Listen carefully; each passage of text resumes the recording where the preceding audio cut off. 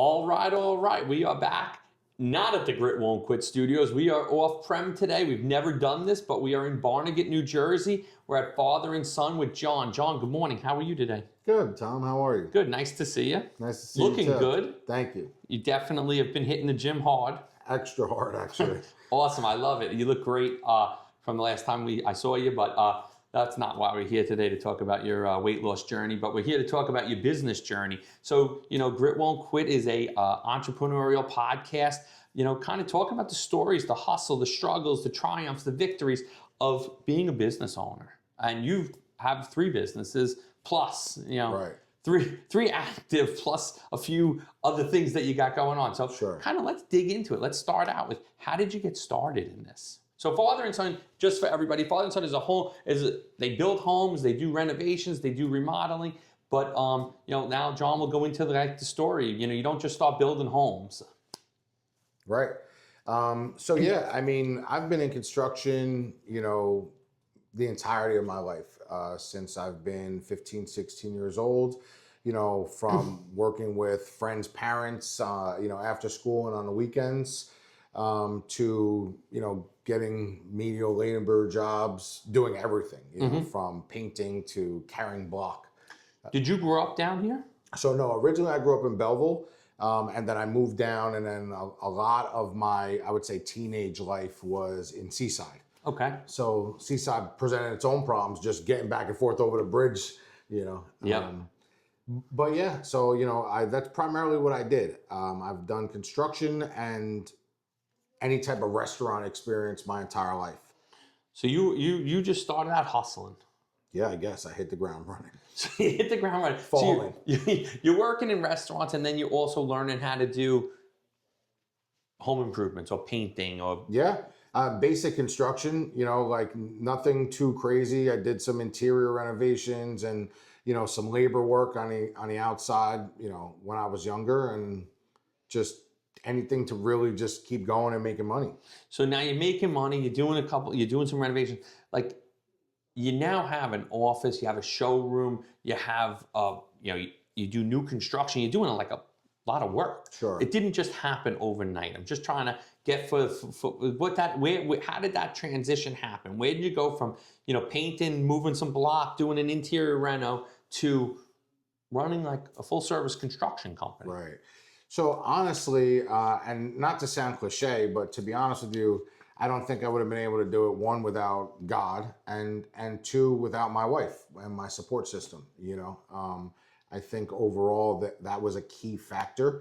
I think a big factor for me, like I have this thing where, a group of us get together and we talk about like family, finance, and business, right? And family's big for me. So, when I had my kids, it was kind of like time to mature, right?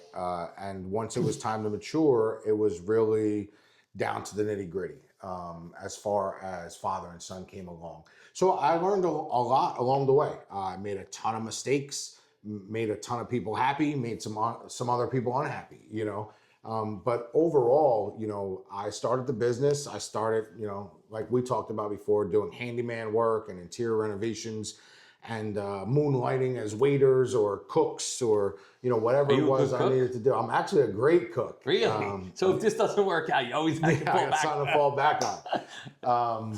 So, I've just always really been head down grinding with the construction business. The biggest asset I had, right, is the support system. And then also I knew in order to get to where I wanted to be, that I couldn't be one of those guys that only worked in my business.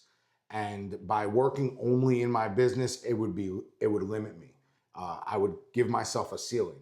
And I knew that I had to take some time, whether it was 2 hours a week then and graduate to 10 hours a week or then 20 hours a week. I knew I had to work on the business. Sure. And in order to work on the business, I had to replace myself in one way or another.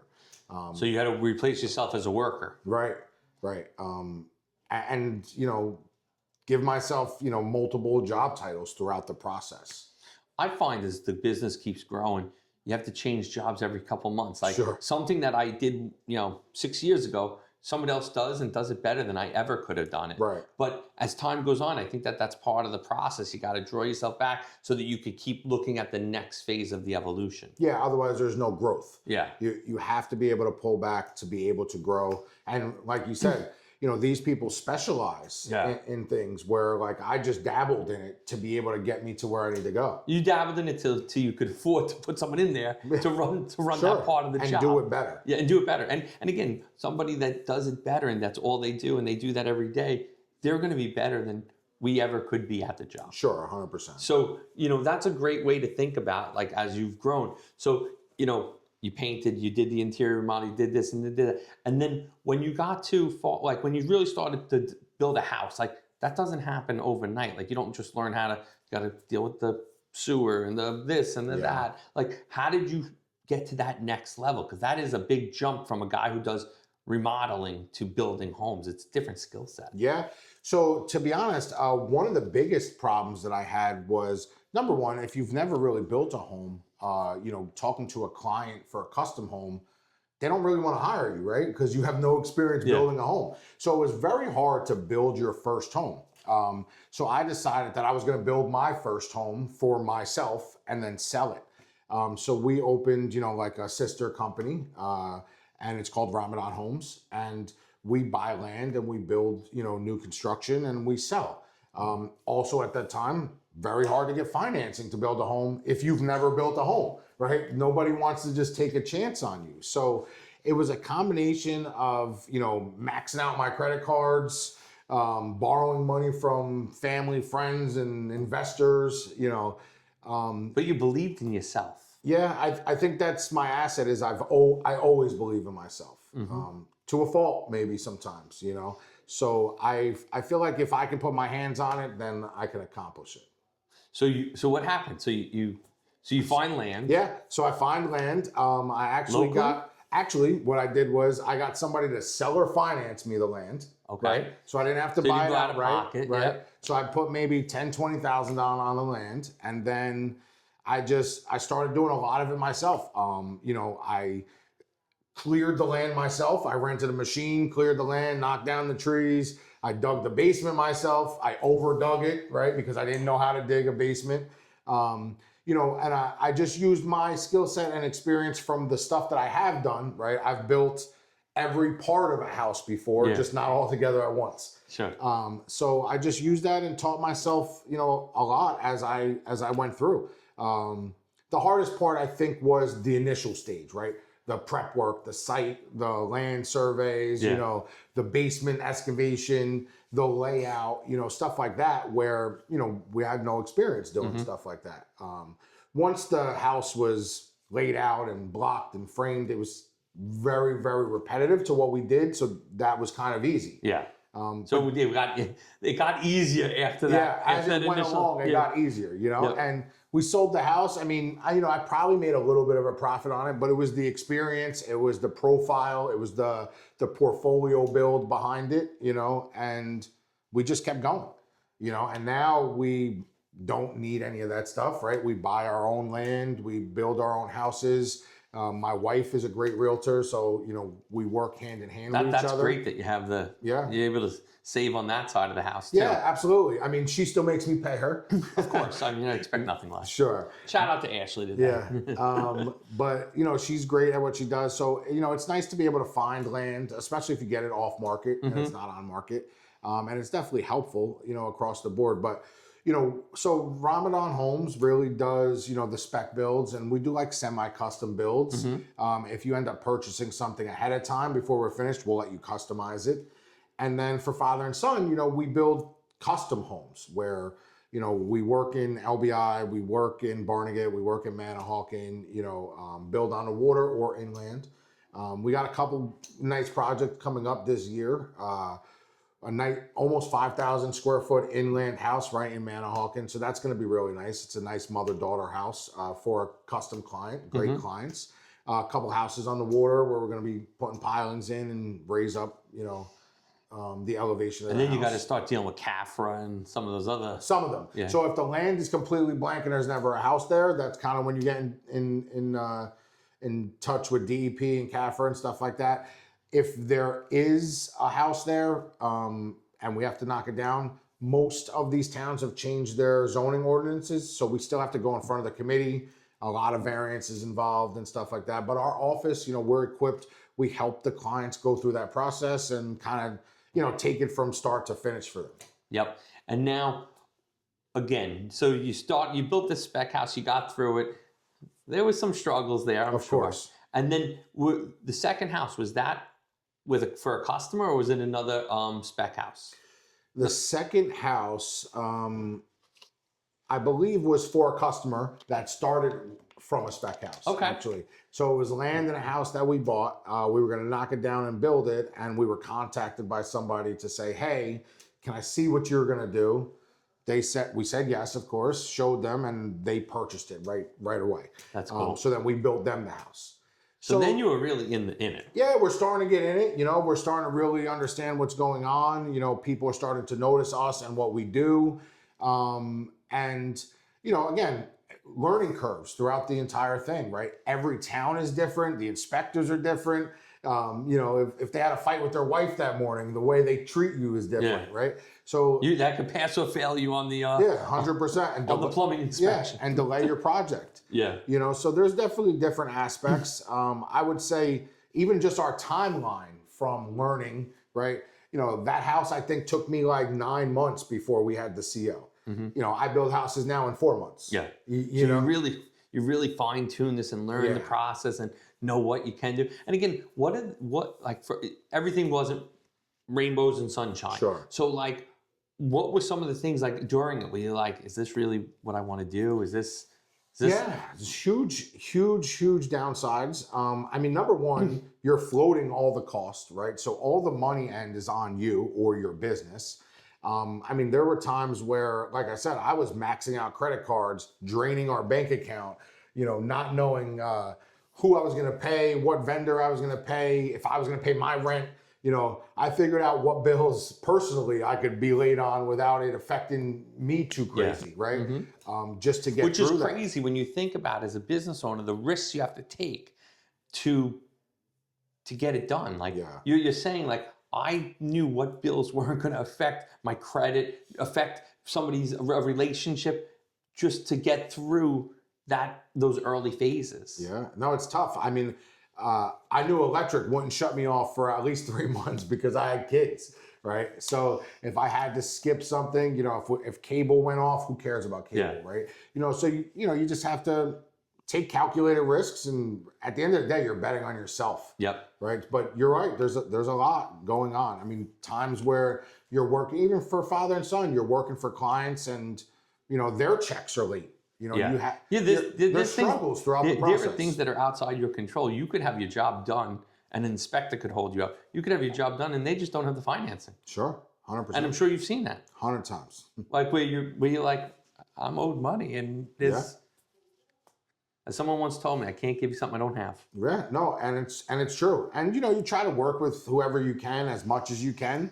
And that's what I'm saying. A lot of times, you have to float something. How many times as a business owner myself, everybody that worked for me made more money than me. For weeks, for months, at the end of the day, I've always been a firm believer, and maybe it's because I've been a worker my whole life, is that my problems have nothing to do with you if you're working. So you deserve to be paid no matter what. So if I have to go home and take the money out of my sock drawer, or I have to drain my bank account to make sure that you get the money that was promised to you, that's what we do. So there's plenty of times where, like I said, we had to wait for a check and make sure everybody else was covered. It's part of it's like part of the unwritten rule of being a business owner. 100%. You have to take care, again, and if you don't take care of your staff, as much as they like you, it's time to go. It's time that they have to make a move. Again, if Andrew doesn't get his paycheck tomorrow morning, he's going to be like, hey, Tom, what went on? Now, he might stay for a week or two because he really likes me. But after a while, the guy's got to make a living too. Yeah. So that's part of the unwritten rule in being a business owner. I think I've heard this. Again, I told you offline, we've done about 225 podcasts. And you hear that.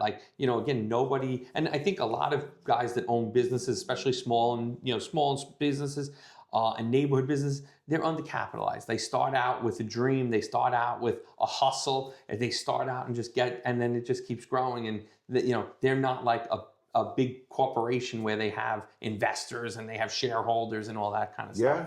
So it's just, you're in that fight of just getting it done. Yeah, no, I agree with you 100%. And being an entrepreneur in general is super tough. And, the name of your, podcast is Grit Won't Quit, right? And, grit is, ending your shift at 2:00 in the morning and then knowing you have to get up at 5:00 in the morning to continue on to the next day, right? And that's the hustle part that you just explained. But that's only going to take you so far. Yeah. That's when you have to start to get your systems in place and build and grow, right? Because that's what's going to give you longevity behind your business. Sure. So you can hustle as hard as you want, but you're going to hustle yourself until you're burnt out, right? You have to be able, there has to be a goal, and you have to have small goals along the way to get to your goals, So, I mean, I agree 100%. Business ownership in general is just hard. It's hard. You work 100 hours a week, you'll work 120. Your phone rings at 1:00 in the morning, like. There's a meme out there that says, I own a business because I didn't want to work 9 to 5 for someone else. Like, it's crazy when you think about it, but a lot of guys feel like that's their calling. That's what they were supposed to do in this world. And I think that I give everybody a hell of a lot of respect, even the guys that fail, because it's hard as hell to do this. Yeah, and it takes a lot to even try. Yeah. I know a ton of people that, even friends of mine that I grew up with, that hey man, why don't we partner? Hey, they're just not those kind of people, right? Some people just want to work 9 to 5, Yeah, I mean, when you think about starting a business and friends, again, along the way, people said, I have this great idea, and you kind of have to say nicely, hey, I don't think this is a good fit for me. Sure. But and again, I never want to downplay someone else's dream, but like if they don't have the same work ethic or the same hustle or the same grit, like how again, if you have this investment company that does some angel financing, how do you see that? Because that's got to be tough for you, because not everybody has that same outlook, that same work ethic, that same systems in place, that same, I got to get out of the day-to-day to start running the business. How have you found that along the way? Yeah, so it's definitely tough. I mean, I definitely run into those situations. The most you can do if you're a part of something, even if I'm not a part of it and I'm close with somebody, I can offer advice, right? I can talk to you. But the most you can do is guide somebody, because at the end of the day, right, I can't be a full-on, hands-on partner in every business that I get involved in. Yeah. There's just not enough of me or enough time to do that. To do it. So the most you can do is kind of, guide and introduce new aspects to the person, the business, the partner, whatever, and hope that they adhere to it and decide to, hey, like, let's ride this out. Let's do this. Let's do that. But everybody becomes a business owner for their own reasons. Sometimes it's money, sometimes it's schedule, sometimes it's family, sometimes it's a I combination. have no other choice, Yeah. right? So everybody has their own things behind it. I'm personally involved in a business with friends of mine, and sometimes we don't see eye to eye. I usually just try to take a step back and say, hey, this is what I would do, but I can't make that decision for you. Definitely friends, specifically, if you're talking about, definitely a little harder to communicate, because you're worried about the person's feelings. Yeah. So like if I was, invested in a business with somebody that we weren't necessarily friends to start with, I would be more business orientated, where, hey, I know that message has to get across the board. Sure. With friends, you're like, how do I say this so that I don't offend them, but they understand, nice, right? But overall, I still love the idea of building with friends, because trust is there, right? You're obviously friends for a reason. You have a relationship for a reason. So trust is hard to find in business. I'm sure you know, right? Absolutely. And then I feel like the other stuff can be overcome. But everybody has their own ceiling, and everybody's only going to push as far as they can push. And that's kind of like now that we're doing some of the angel investing, and we're looking for startups, we're looking for business consulting clients. We have to vet, right? We have to do a vet process to really understand what kind of person this person is, because that's not even, your business plan could be amazing, but if you're not the kind of person that's going to put this together, it might not be right for us. Sure. We have Andrew and I were talking on the way down about we have this guy that's got a crazy great idea, and we're the web and marketing company, we're the social company. Sure. But the guy is tough to work with. Right. And it's like it's hard because the product is awesome, but getting the communication through is very hard. Yeah. And again, I'm a paid contractor, so at the end of the day, it's not a big deal for me. But if I was a partner, sure, I would be pulling my hair out. Yeah. I think it could run so much faster and grow so much bigger. But I feel like the founder's the problem. Yeah, and sometimes it is. And if that person ends up realizing that and can pull themselves away and go somewhere with that idea, it might be profitable, right? But it's very you're right. Like that vetting process is important because everybody comes to you with it, and again, in business plan these days, you go into ChatGPT and you're like, oh, give me the 5 year, and no one's looking at the real pro forma of what this thing is going to do. Sure. But chat can make it look great. So I think you have to even dig a little further now. Yeah, I mean, that's why I think a lot of it has to do with character. Yeah. And just the business behind the business, right? Like that's kind of what I say. But yeah, it's super important. You have to be able to talk to the person. You have to get a good feel. You have to have a good feeling. If you at all don't have a good feeling going in, you should just walk away. And it doesn't matter how much money you think you can make from it, because honestly, the stress behind it isn't going to end up being worth it. I don't know for you, but as time goes on, you need to make money. Right. But you got to do something that you like to do, because if you don't like to do it, it becomes a pain in the ass. Sure. Like I don't want to do things I don't want to do, regardless of what it can give me, because I want to do things I enjoy doing. Yeah.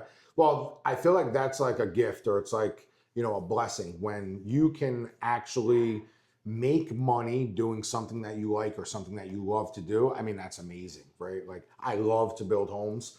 I love the process. Passionate about it. Like when you talk about it, you're into it. It's not like, hey, we did this, we did that. Like you're into it. Yeah, I love it. I love building it for somebody, doing that final walkthrough, calling you guys or somebody else and be like, hey, let me get some video. Let me get this, right? Sure. Like, because it's like, hey, I did that. Yep. I completed that, right? And even business, I love business. I think it's a challenge to have an idea, get it on paper, and then build it, right? You're creating it out of nothing, essentially. And again, knowing that you're doing it on sometimes a shoestring budget, sometimes a bigger budget, but a lot of times when you first start out, you're like, oh, let's see if it works. Let's proof of concept it before you go big into it. Yeah, 100%. It's exciting, and there's different approaches. You can approach it with a huge budget or with no budget, right? And that's where the hustle kicks in. Yep. But at some point, you got to have a budget behind you. There you go. Otherwise, it's going to only be what it is. So this was a great conversation, John. I'm glad that we got to come down. I'm glad you had us at F&S Design Center. Let people know where they can find you online or on social, so that anybody that's interested in either connecting with you for business, for investing, for father and son, let them know how to connect with you. Sure, yeah. So we're at fathersonbuild.com. So any kind of custom home or renovation that you might need, you can give us a call. We're located centrally in Barnegat. We have a showroom for all our clients. We work in all of Southern Ocean County area. We have another site, it's Ramadan Homes. If you're looking for any type of rentals or you have some off-market properties that you want to get rid of, give us a call. We'll, get you some cash offers for them. I mean, really, we are easy to find. We are super interested in business in general. You have startups, any kind of business plans, reach out. I'm Jonathan Ramadan, so you can find me on Facebook, Insta, TikTok. We're all around. Awesome. Thanks again. Absolutely. Great to see you.